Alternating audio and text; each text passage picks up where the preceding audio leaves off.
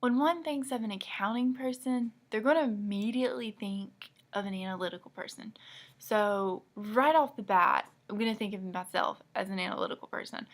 I like numbers. I like that there's no gray area with the numbers. It's going to be right, wrong. There's nothing in between it. And that's how I see myself in the accounting world and in that industry. When you're looking at the numbers and when you're looking at the balance sheet and you're looking at that income statement, that's it. You're either over budget, under budget. That's it. That's the analytical side of me, and I can't deal in the gray area. That's why I never went into I started out as nursing, and then that's when I realized the gray area was not for me. Um, I, it's just something I've never been able to grasp because I'm like, well, what if it's this? What if it's this? What if it's this?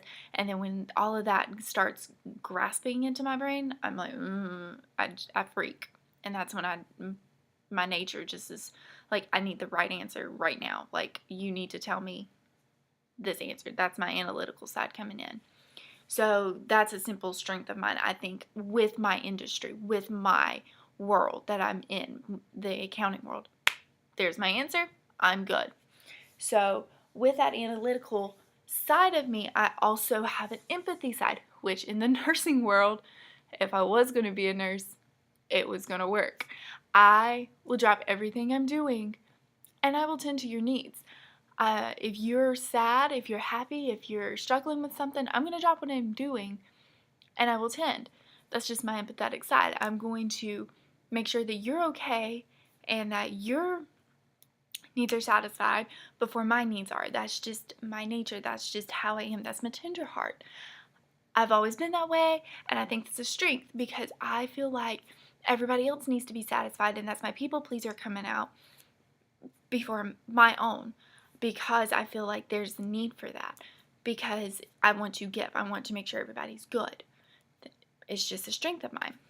When it comes to the weaknesses, though, that's where I might have a little bit of a struggle. I think that my competitive nature is where I stack up. I start comparing myself.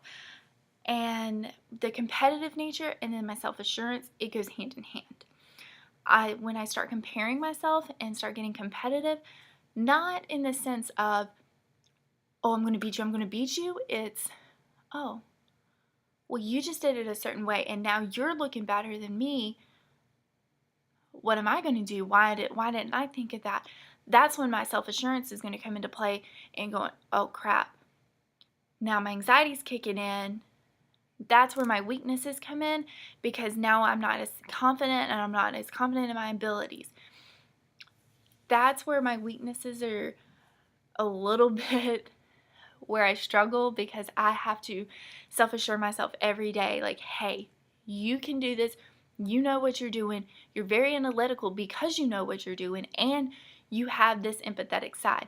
So that's where I have to do the self-affirmation thing that we will talk about later to kind of offset this competitive and self-assurance thing. I've struggled with it for all 25 years of my life. So it's something that I've been struggling with, and that's where my anxiety disorder comes into play. So it's something that I work with, and it is something that I know and I recognize, and something that I work on daily.